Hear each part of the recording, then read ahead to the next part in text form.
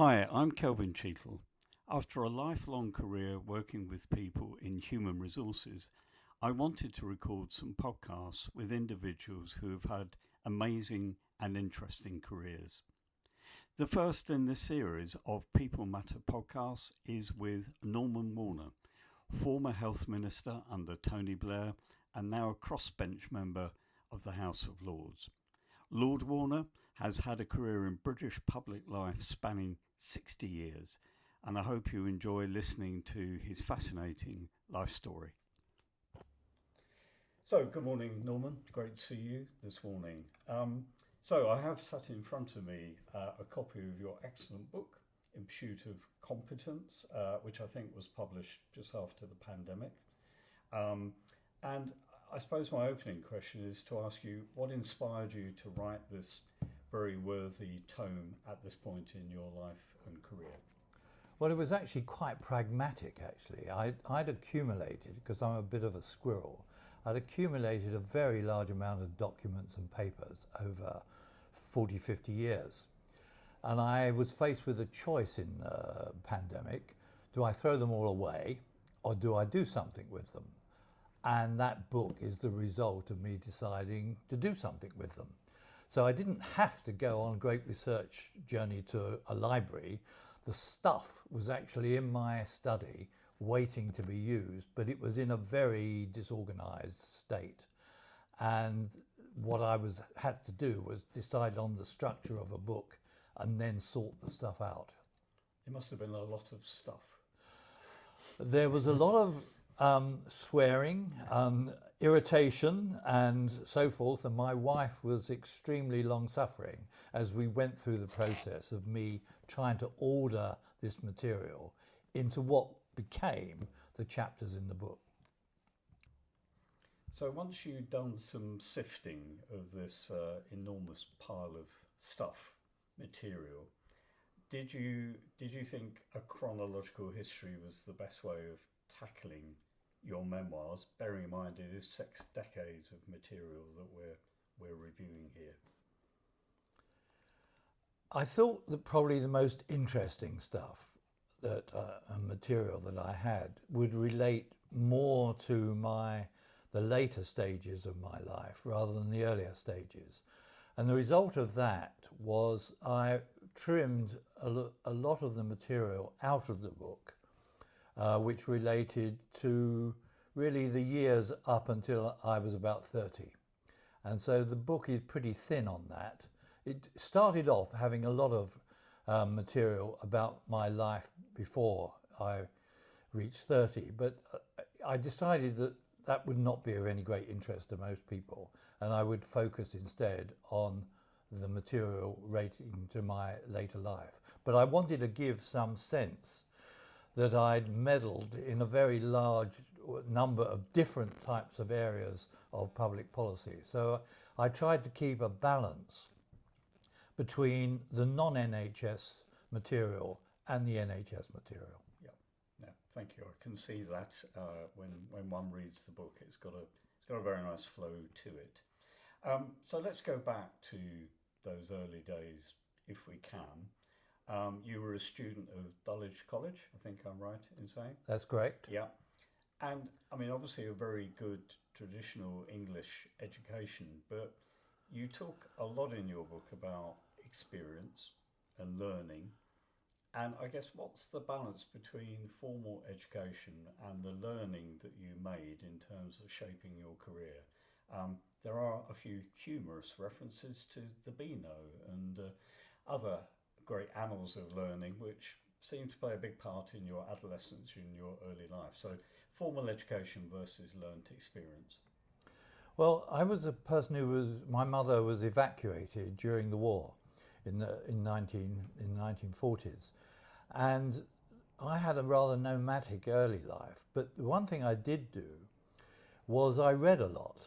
And I read virtually anything I could get my hands on, whether they were comics, whether they were books, whether in those days you went to the library and you borrowed books. So I was a pretty well-read teenager, I would say.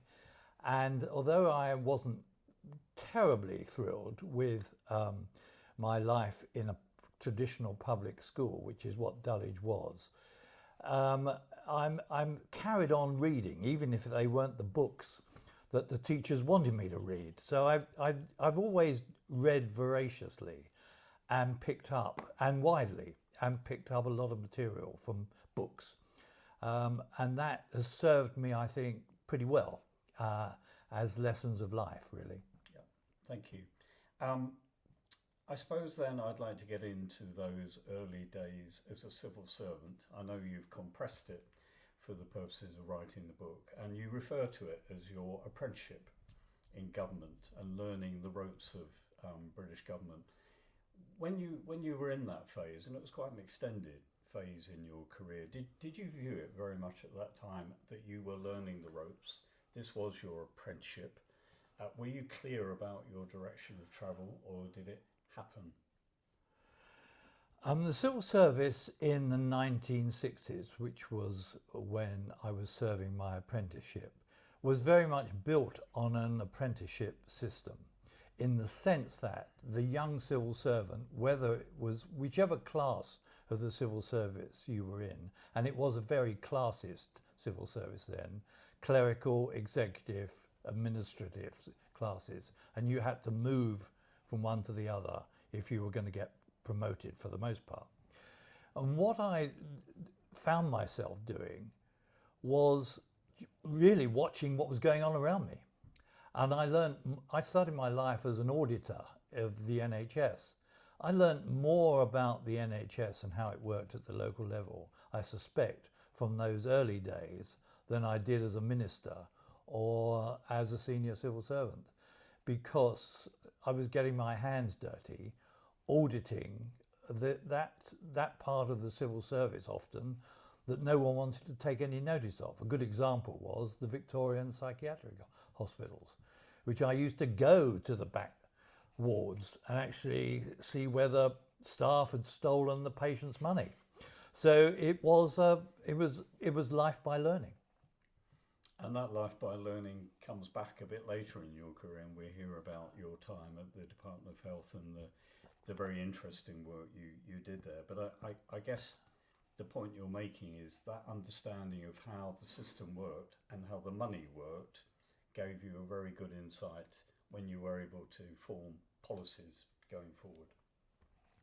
I think that's right, but it was also slightly uncomfortable, because I found myself, when I'd moved into the administrative class, that I knew much more about the realities of the NHS than some of the people who were making policy. And it wasn't a very popular thing to do.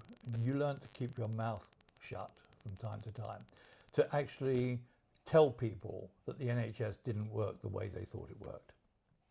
And I think what I ended up doing was deciding that I wanted to have as many different jobs as possible. So after I stopped being in audit, I spent most of my 20s not holding jobs down for very long. I was moved around, and it's something I think which is lacking a bit now. There is a view that people who are going to end up at the top should settle down and learn a lot about parts of the service. I'm not sure that serves them well in later life, because you learn to actually use ideas that you picked up in one part of the public policy world in another part of the public policy world. So you were getting this very broad-based learning about British government from the inside out, as it were. And I think I'm right in saying during this period you went to work and study in the United States, because I think you were very interested in the American health system and how it was working.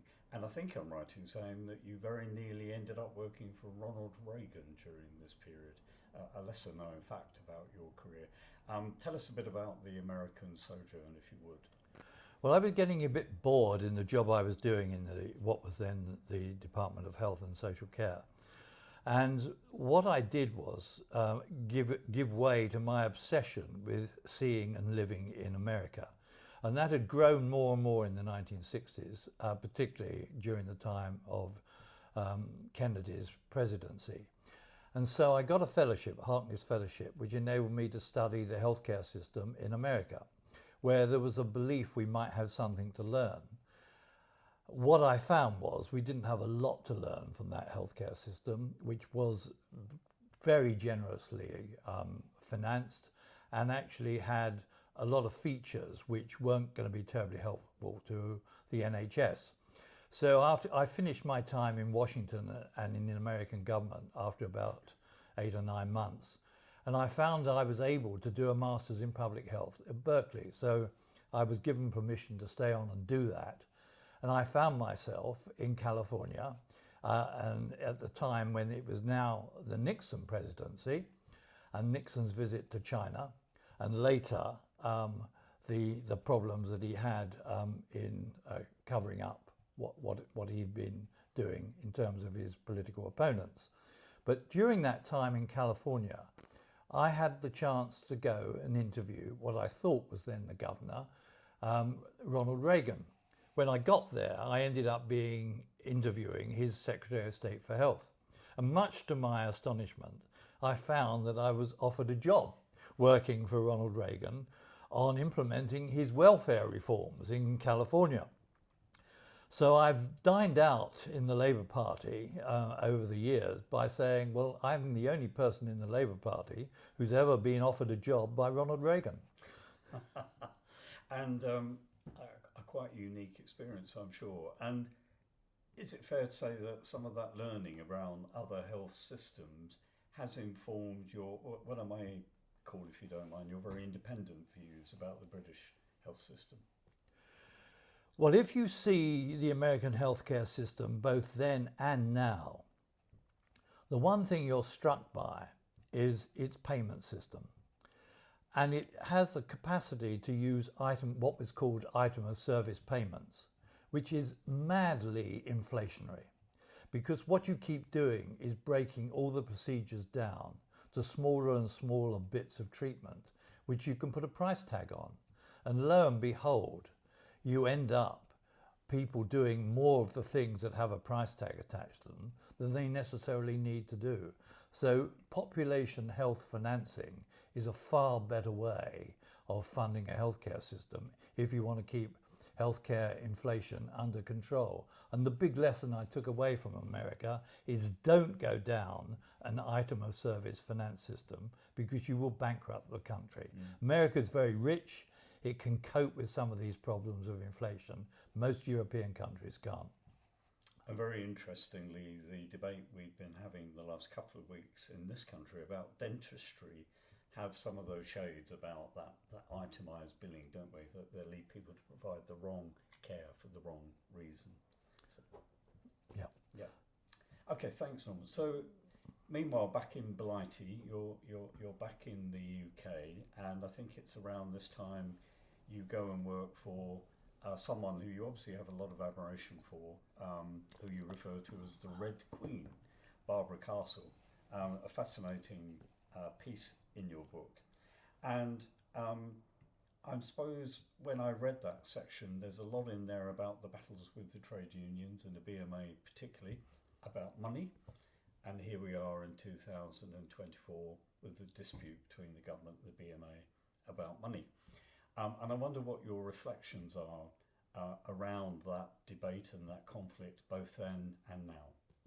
Well, before I worked for Barbara, I had 6 months trying to implement Keith Joseph's NHS reform in 1974. And what I learned from that, I carried into the job with Barbara, because what that reorganisation showed was how you can create more bureaucracy than you need in the NHS. But Labour was actually, when it got into power, it thought it would be too disruptive to overturn that reorganisation. So it put up with it and tried to do the best it could. But one of the things which had never been dealt with by Keith Joseph, and had been put off for a long time, was a review of the consultant's contract. And the big dispute with the BMA was really over the consultant's contract. And what happened was that basically Labour wanted essentially more full-time consultants working in the NHS, not part-time consultants. And Barbara Castle was a strong opponent of private practice. And what we were faced with here was the uncomfortable position for a Labour health secretary, which was that Nye Bevan had granted the medical profession a continuing right to practice private medicine.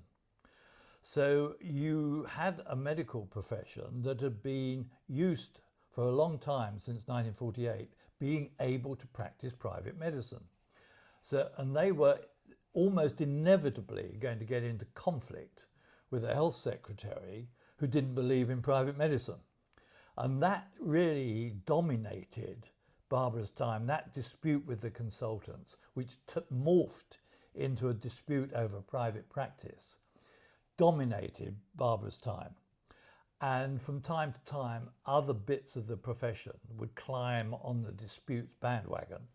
The junior doctors, this has an incredible ring given what we've been through in the last few years now, where we had radical junior doctors wanting to change, to some extent justifiably, the terribly long hours that they actually worked. And that dispute was really not about pay, it was about working conditions. And I suspect some of our disputes now with the junior doctors have been about, as much as anything, about their working conditions as well as about their pay. So at one point we were in a situation where we had a rotating system of strikes between the consultants, the juniors, and then just for good measure, the GPs joined in, but it was a bit half-hearted, the GPs. They weren't really intent on bringing down the government. I think that the consultants were quite interested in getting rid of Barbara. I think they were. It did become very political, and it was pretty chauvinistic. I mean, there you had these white, aging men taking on this firebrand of a woman who had her own views about how to run the NHS.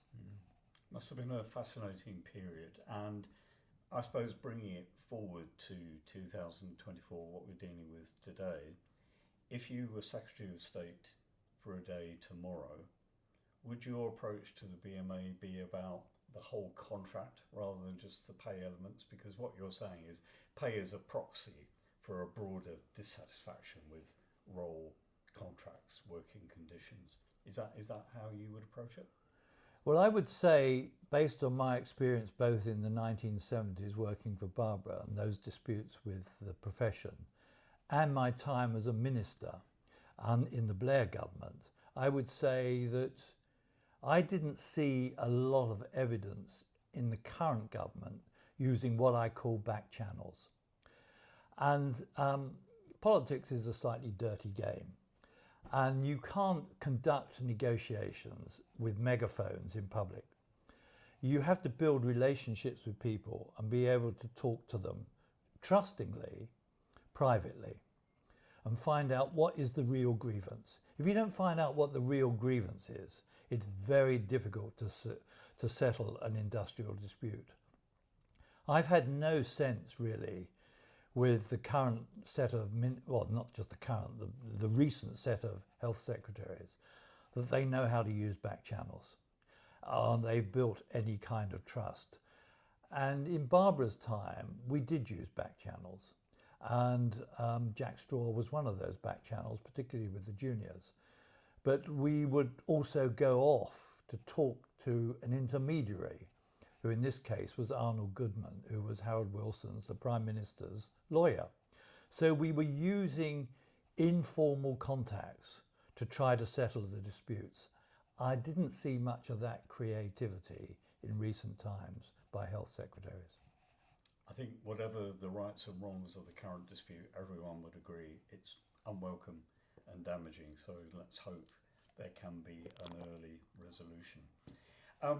So getting back to your career path, if we may, so you're working with Barbara Castle, you're doing this fairly transformative work in the Department of Health, and you reach a point, I think, where you say in the book that you'd had enough of being a civil servant, and I think I'm right in saying you were headhunted to become the Director of Social Services in Kent. And you say very disarmingly in the book that you've never been in a social services department before, which is quite a confession for someone who's about to become a director. What was the appeal of that role? And tell us a little bit about your 6-year stint in the Garden of England. Well, I got there, I think, I got into Kent by accident, really. I had spent a lot of my time after working for Barbara on social security. The then permanent secretary decided that I had all the makings of being the permanent secretary on the social security side. And I had no great interest in social security. But the one thing I did have an interest in was when Margaret Thatcher became Prime Minister and drove an efficiency agenda. And I spent quite a lot of my time doing efficiency reviews with Derek Rayner, who'd been the boss of Marks and Spencer's, who was one of the Thatcher management gurus. And I achieved a sort of reputation, which was pretty unpopular with permanent secretaries, of someone who could drive efficiency. And I'd learnt a lot about management in that time. So what happened, I think, more by accident than anything else, was that Kent was looking for a new director of social services, having had a strike for 12 months of its social workers. And I think I'd come to their notice more because of the work I'd done on management change, efficiency measures under the Thatcher regime.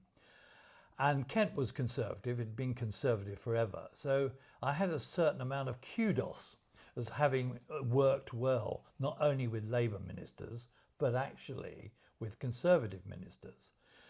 And since I'd had enough of working under the direction of some of these permanent secretaries, I decided, well, if someone was willing to give me a reasonable salary and an interesting job, I'd give it a go. And it was not any more than that. I was fed up with the civil service. I was fed up with the permanent secretary. And I wanted to get out. And the job in Kent sounded interesting. And that's how I arrived in Kent. And my opening words after my interview from the leader of the council was, well, we knew all you lot were pinkos, but you looked as though you might be able to manage something. So that was my baptism into joining Kent County Council. A period I know well myself, because that's where we first met. So I remember from your time in Kent, Norman, because I had the great privilege of being your head of human resources for a period, that you were viewed as a transformative leader, both by your very senior colleagues and probably with some fear and reticence by the trade unions. I know that because I was dealing with some of that interface for you. How do you look back on your 6 years in Kent? What are your reflections on it?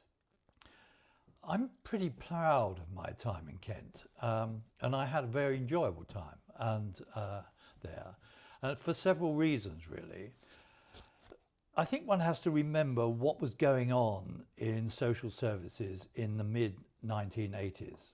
And what was going on was you had sets of people who were responsible for both social care for children and adults, who'd been given a very large amounts of extra money, not quite sure how to handle that money, and certainly governments had not actually improved the training in management terms for such big boosts in funding. So one of the things we had to do in Kent was really, as far as I could see, was we had to introduce the concept of proper organisation, management, training of people to manage budgets. And everybody was saying then, you can't teach social workers to manage money. Well, that was nonsense, because when you looked at the profiles of social workers, they were highly intelligent people, quite capable of learning new tricks and quite capable of learning how to manage money. And I think we introduced that kind of discipline in Kent of managing money. Now, the problem for the unions was they hadn't actually quite caught up with this idea that you might want to have efficiency. And I can still remember one of the trade union leaders, which was one of the last meetings I had with them, telling me that my job was to get as much money out of the councillors as social services needed. And that was what I was supposed to do.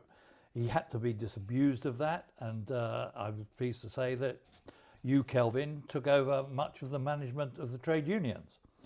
But the other bit, which was a very supportive of good government, I think, was the move to really use local social services departments to run social care as a way of relieving the medicalisation of social problems and taking some of that heat off the NHS, so that with an ageing population we could manage people in their own homes, we could actually provide a wider range of services.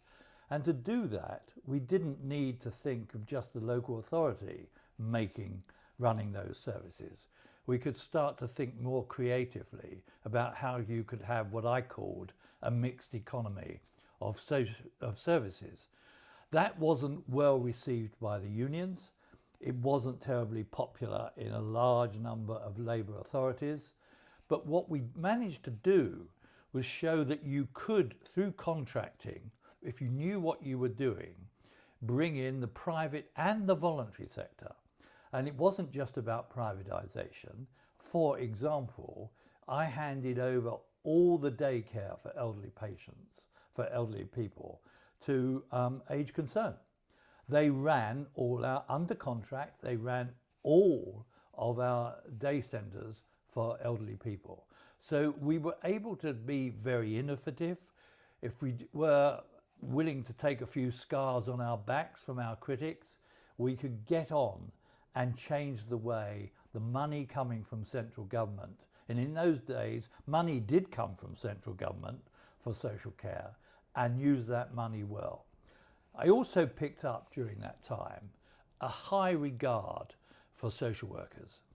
I'd been a bit sceptical about social workers, if I'm honest, but when I saw the cases they were handling in the children's services, and you have to remember, in the 80s, we really saw bursting into the public arena child sexual abuse. And these are very, very unpleasant cases, because most of that sexual abuse wasn't strangers, it was sexual abuse within families. And the Kent social workers had to handle some pretty awful situations within families to protect children. So I learnt a great deal about to be very respectful towards the work that social workers did, particularly in children and families work. Yeah. I totally agree with you, and fortunately those very sad cases are still with us today. It's not something that's gone away.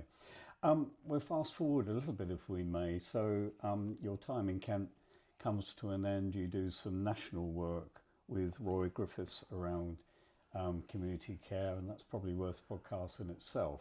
But I'd like next to jump to your time back in the centre of British administration and talk about your time working with Jack Straw and the Labour Party in the run-up to the Blair success in the 97 election. I think you were quite close to Jack Straw at that time as political advisor.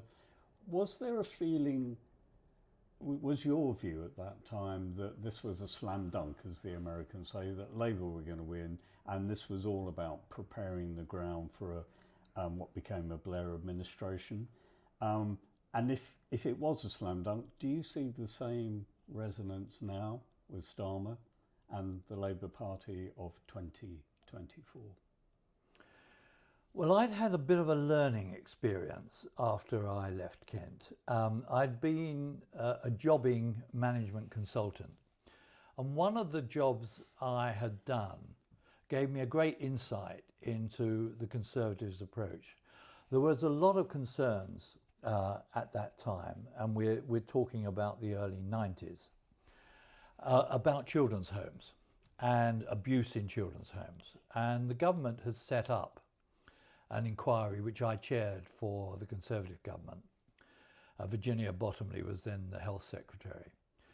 about how we could improve the training and safety for children in children's homes. And we had a very good committee of about 10 people that I chaired, a very expert committee, which basically showed the government that you could not really improve the lot of children in children's homes unless you were prepared to invest in the training and the pay of the staff working there. And that was because children's homes were taking the most difficult children in local authority care. And I felt very let down when we made some really very good recommendations, but which would have required the government to spend money on training and improving the pay of staff working in children's homes in the way that some Scandinavian countries had done. And despite all the rhetoric when our report was published, the whole committee, I think, felt let down by a government that was simply not willing to actually invest in our recommendations to improve the lot of staff and kids in these children's homes. And I think that experience was a learning experience for me about the state of that Conservative government.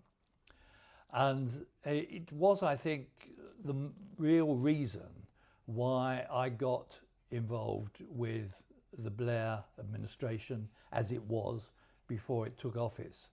And I'd known Jack Straw for a while when we worked together. He was Barbara Castle's special advisor, and we worked together very well when I was her private secretary and he was the special advisor.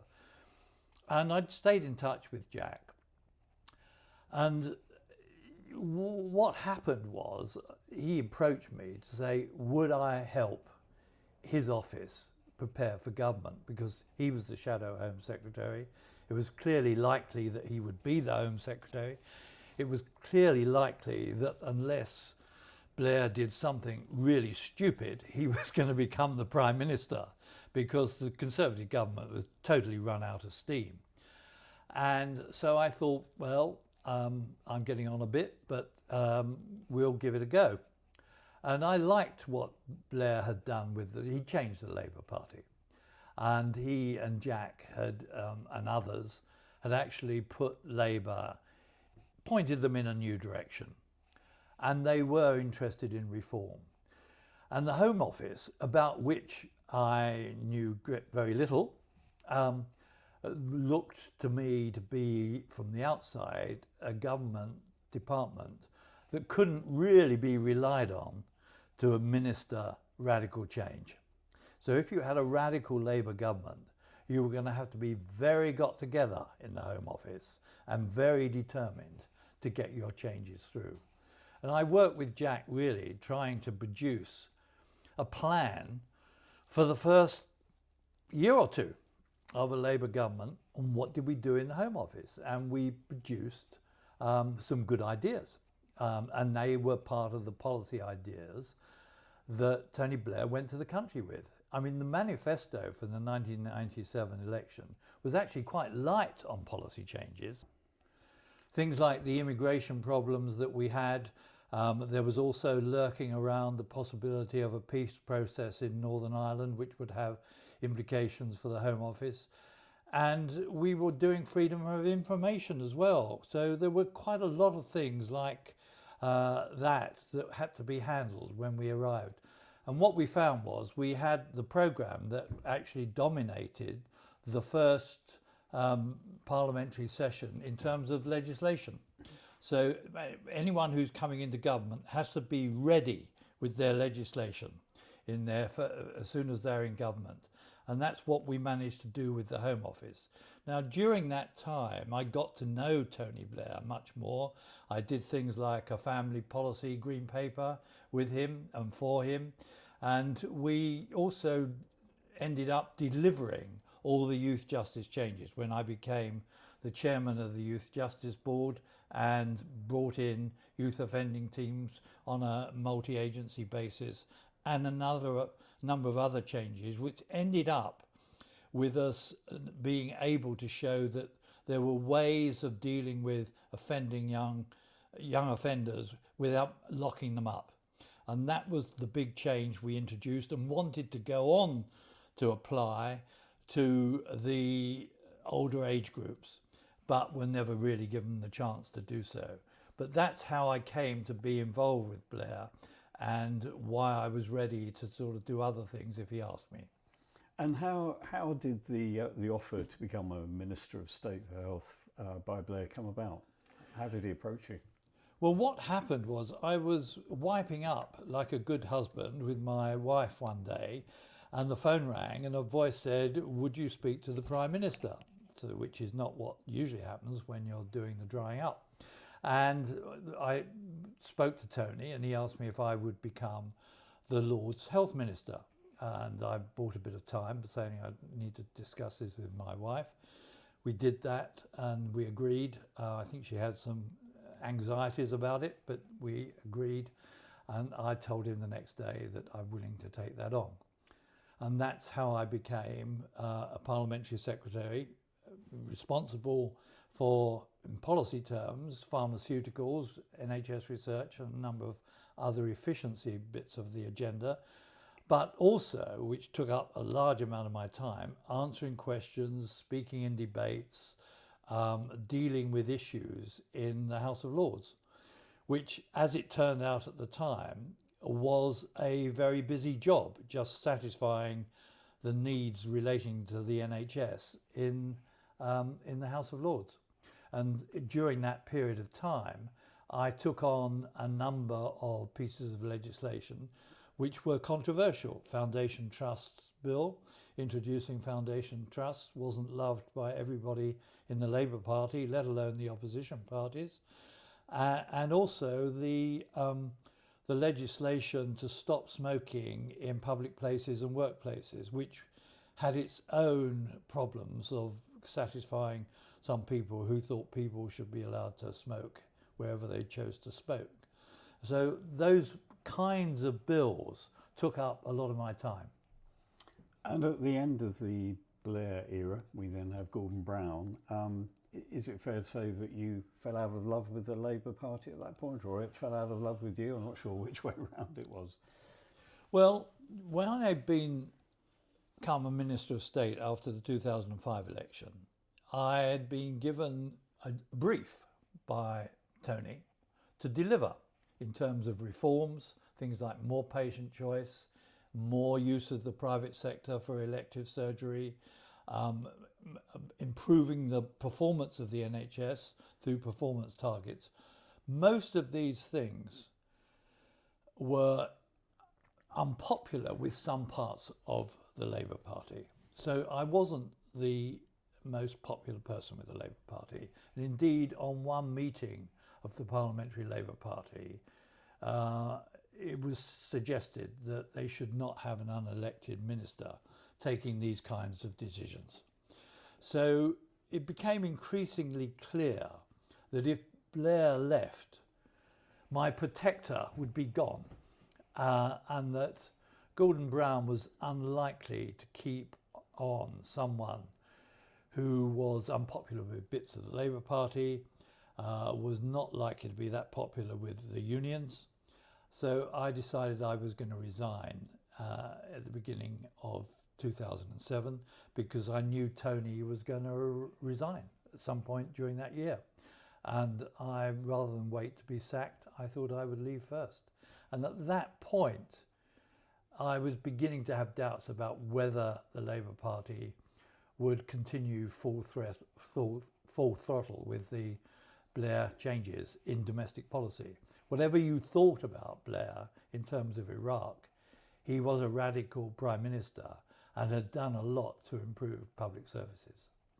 So the Labour Party moves progressively a bit more to the left, Miliband, Corbyn. You become a crossbench peer. Does that give you the independence of thought and action to fulfil all that you've learnt in your long career? I didn't particularly want to be a crossbench peer. I just thought that Corbyn was just slightly mad.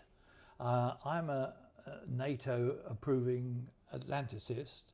I'm very pro-EU.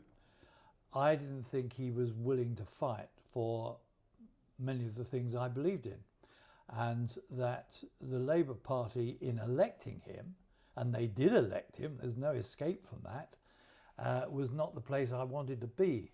Now, I didn't want to be a Conservative. I didn't want to be a Liberal Democrat. The only place I could continue, you're put in the House of Lords for life, and unless you leave, you've got to sit somewhere.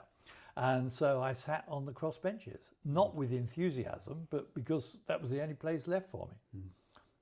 Do you think you consider going back to the Labour benches under a Keir Starmer government? I'm not totally convinced by Starmer, and I actually like my position of being free to pick and choose. I certainly don't want to be someone who is required by the Labour whip to turn up and vote for whatever Labour is supporting on any day of the week. And I suspect I would not agree with everything that Starmer wanted to do. I would agree with quite a lot of it, but I don't want to be tied down at my age to having to turn up daily to follow the Labour whip. And that's the reason why I'm not rejoining the Labour Party. Okay. So let's leave the politics to a degree behind. Let's go back to your lifelong passion around the NHS and the healthcare.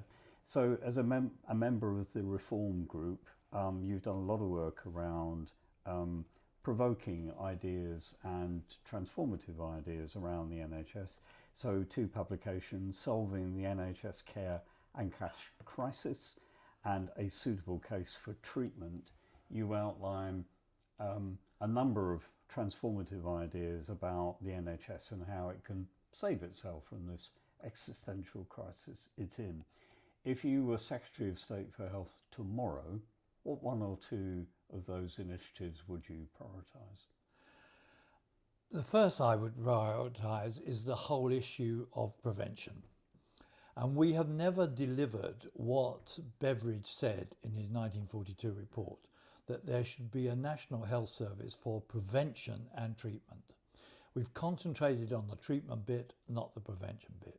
The result of that, with an ageing population and an obese population, is that we have a level of demand which can't be met. It certainly can't be met in a country where the economy is flatlining, without taking up even more of the public sector resources that the NHS already consumes. So prevention, population health, major focus, change the budgets so much more money goes into that. Actually, prevention's not very expensive. The second area is, why choose to deliver so many of your services in the most expensive place, i.e. an acute hospital, when there are cheaper ways of doing it, as we showed in a 2006 white paper, and as Aradazi showed with his proposals for polyclinics. So we have to take more of these services, and at scale, out of the expensive acute hospitals. And that would also mean doing something about social care as well. And that would mean reducing, and this is where you get into difficult politics, reducing the number of acute hospitals, funding them better, staffing them better, equipping them better. People would just have to travel further for their acute hospital care, but they would get more of their care round the corner locally through polyclinics and other sorts of measures. Those are my 2 top priorities. And of course, closing local hospitals will bring us right back centre into the local constituency politics again, won't it? Because all the resistance will come and you'll be back on that battleground. We've got to have the battles, and we need to put doctors in charge of where we concentrate the specialties.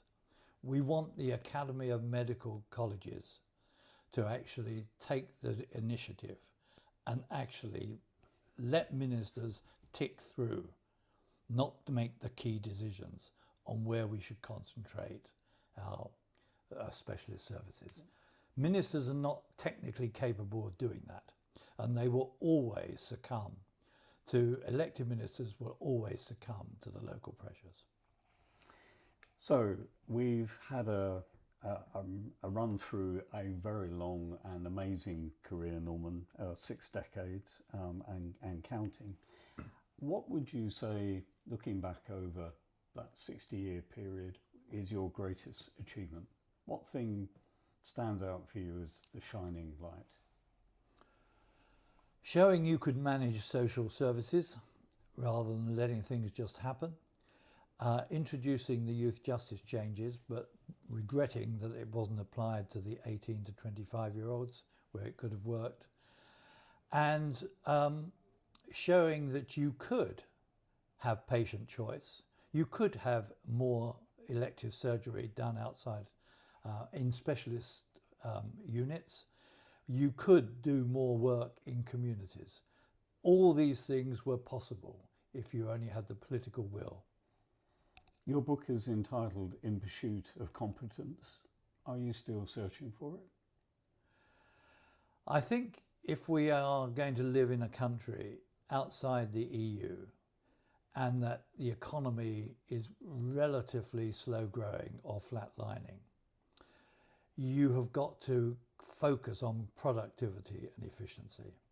I don't think the NHS or indeed many of government departments are fit for purpose in driving that agenda. And that's why I think we have to find more people who are competent in managing change. I don't mean they need to be maniacal Dominic Cummings people, but they have to be willing to organise money and people much, much better and much more competently than they're organised currently in our public services. Somewhere out there, leaving a university today is a young nascent Norman Warner, or a young lady equivalent. What advice would you give to someone who wants to build their career in the civil service, public administration today, based on your life story? I would say give it a whirl when you come out of universities. Get into the public services. See what you can do with them. Change your jobs relatively frequently in your 20s and early 30s. If it doesn't work out, you've still got a long working life ahead of you because you'll be working till you're over 65, and make the change then. You will have learnt a lot about public services. You will have learnt a lot about trying to organise people in a political environment. These are good lessons to learn. Have that experience when you're young and see if you can stay the pace. Norman, it's been a privilege talking to you this morning. Thank you very much for your time. Thank you. Thank you to Norman for that fascinating insight to his 60-year career. Quite amazing. I hope you've enjoyed listening to this. I'd like to thank my colleagues at Odgers Bernston for helping me promote these podcasts. And if you did like it, I hope you'll listen again. Next in this series, we have an interview with somebody who's a giant in the field of British songwriting, Terry Britton, who wrote our major hits for Tina Turner, Cliff Richard, helped transform their careers. So tune in again soon. Thank you for listening.